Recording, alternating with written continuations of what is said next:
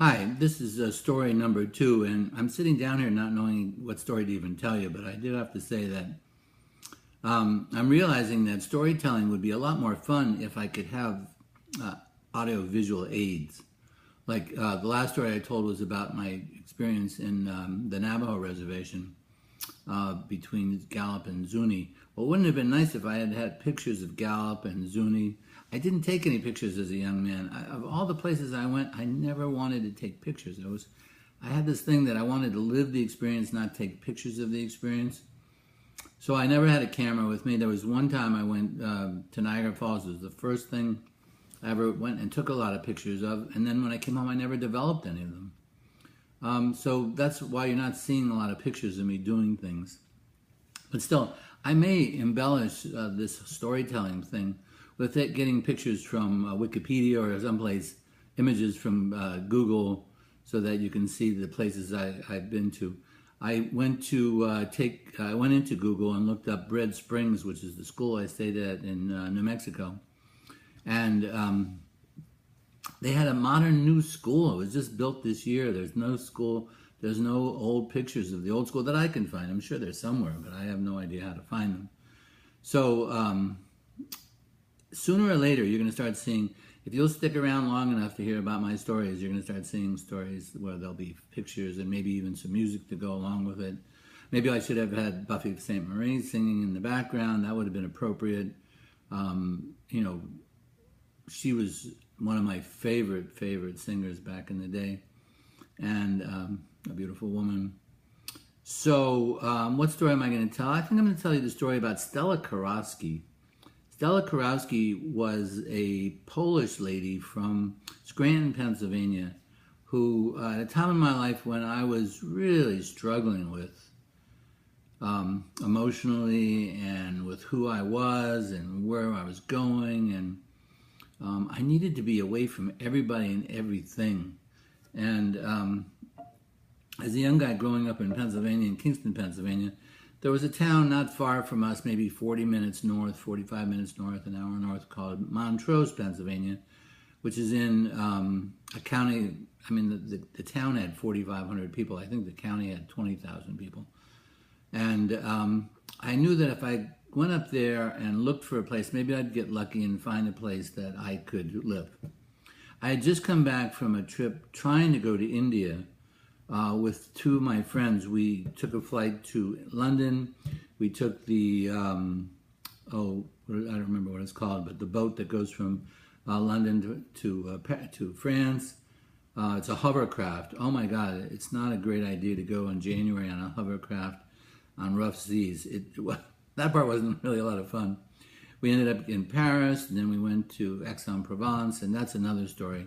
But the trip turned out to be a disaster. It ended with someone dying at a place where I was, and again, that's a whole other story. But anyway, I came back from France, and I was really beat up. I didn't get to India. That was my goal. I had been looking. I was looking for a teacher, a guru, as they say. I was looking for a teacher, somebody that could explain to me what was this life about. What's its purpose? What am I doing here? Nothing just felt right. And so I came back very confused and very mixed up, and I came back to where I lived in Scranton, Wilkes-Barre, Pennsylvania, that area. And one day, I said, I'm doing it. I drove up. It was a Wednesday morning. I'll remember that. Drove up to Montrose, Pennsylvania.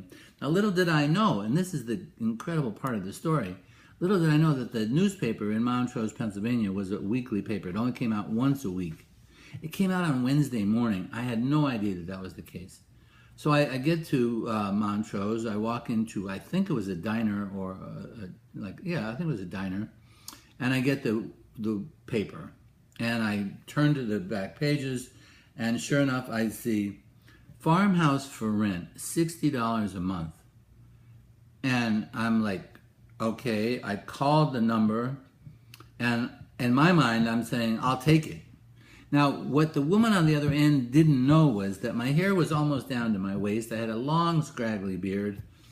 And I was a hippie. That was, I didn't have any rules about my appearance other than making me happy. And sure enough, the lady, I called this phone number, and I said I'll take it over the phone, sight unseen. I didn't care what it was. It could have been a shack. So I drive out there, and there's Stella Karofsky, who's going to be my landlady. And I'm afraid for her to see me because a lot of people didn't like my appearance. They didn't like hippies. They didn't like, what we stood for politically and maybe hygienically and the drug issues. And I'm thinking, this lady's going to take one look at me and the deal is off. So I walk up to her door and I say, hello, I'm Paul, and I'm very interested in living here. And I'm waiting to hear her say, well, I just rented it out to somebody else. And she said, no, the house is up the hill. And this is on a dirt road. We're 5.5 miles away from the town on a dirt road. The dirt road's about 1.75 miles in where I am going to be living. And it's in this valley. And the only two houses in the valley are my house and her house, what ended up being my house and her house. There's only two valleys. There's a stream that runs through the property. She owns 220 acres of land. And so basically, I'm renting a house on part of her land. There's 220 acres of her land there. There's nothing there but a couple of fields that she rents out in the season to the neighbor for corn. And I go up to the house, and the house is incredible. It's an old, it's a farmhouse. It's like 3 bedrooms on the second floor, a living room, dining room, a kitchen on the first floor, and a basement. There's oil heat in it, but lo and behold, she's got a wood coal combination stove in the kitchen. And I look at the stove, and the stove is beautiful. It is chrome, it is metal, it's gorgeous. I mean, I fell in love with the stove, I fell in love with the house, I fell in love with the neighborhood. And I'm thinking, well, I'll just not live upstairs. I don't need to run that much heat because I'm going to live in the kitchen and maybe a room or two on the first floor. I'll keep the heat on high enough to, because I had no money. I didn't want to work. I didn't want to be a part of civilization. I just wanted to, I had a couple bucks and I just wanted to live real simply. So I go back down to the house after I see the place and I said, oh, I so would like to live here. And she said to me, I really can't charge you that much. $60 a month is a lot. I'll tell you what, you can have it for $50 a month. And I'm like, oh my God, this is like made in heaven. Now, if you'd known the kind of condition I was in at the time, I was mentally very fragile, emotionally extremely fragile. I just had this heartbreaking experience in Europe. Didn't get to India as I wanted to. I didn't get to India because war broke out between India and Pakistan, just as I want to travel there, and we're traveling overland. The plan as it was to take a bus from Italy through Iraq, Iran, Afghanistan, Turkey, Greece, and into Pakistan and then India. Well, I knew there was a bus that did that. I also knew that there was times when robbers would rob the bus, and all kinds of things could have happened. But I was game. I'm ready to go. I'm trusting that I should be there. So when I come back, and the trip's been a disaster, really a disaster, I so wanted to be living in the woods in a beautiful place by myself to get my head together. And sure enough, Mrs. Karofsky, who turns out to be a saint. There's Mother Teresa, there's a couple other saints in the world, and then there's Stella Karofsky. She's 72 years old. She lives in this place by herself. Her kids are raised. She grows almost all of her own food. She buys flour, sugar, and vegetables she grows, and she has a nephew that gets meat for her because he's a butcher. And she lives very simply. We live in this valley. She has a TV set. I don't. She gets one television station out of Binghamton, New York, and it's channel 12. I remember that. It's like a CBS channel, whatever it was. But that's it. There's no choices of stations. And I rented that house for the next 5 years. Now, I lived in it by myself for the first year, and somewhere in the middle of the first year, the end of the first year, I got involved with a woman, and she needed a place to live, and I needed to move out of there, so she ended up living there, and I ended up living with her there part-time while I went off to work for my father. I have to tell you that I spent almost every night in the company of Mrs. Karosky. She didn't care what I looked like. She didn't care about anything other than she's looking for what's inside, not what was outside. What a teacher. I mean, I went to India looking for a teacher.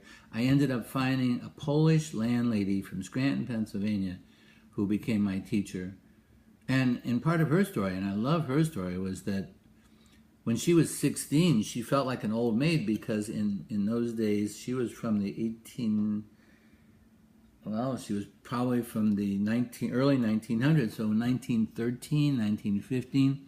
She's 16 years old, maybe she's somewhere in that area, and she feels like an old maid, so she marries a man who's a farmer from Montrose. This is actually in Brooklyn, Pennsylvania. Ironically, I lived in Brooklyn, Pennsylvania for all that time, and we didn't have a traffic light. There were no traffic lights.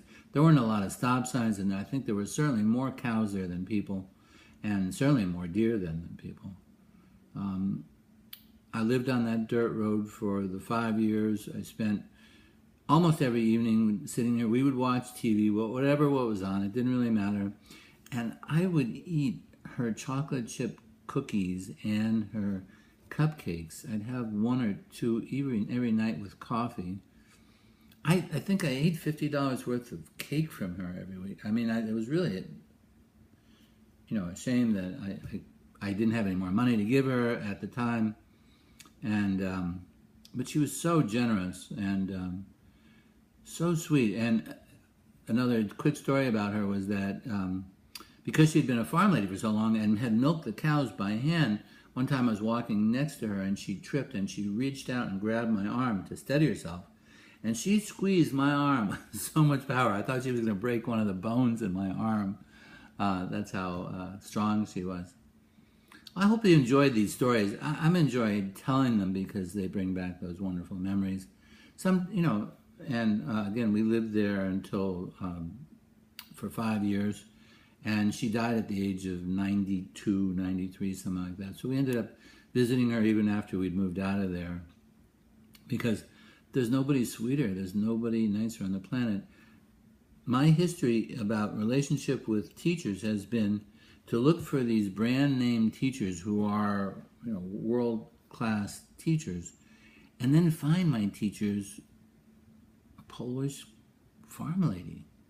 And that's not the only time. If you hear more of my stories, you're going to find out that the teachers I've had in this life that have been the most impactful of me haven't been, brand name teachers. They've been people from my ordinary life. Again, hope you enjoyed this story. I'm enjoying telling it to you, and that's about it for tonight. Thanks so much.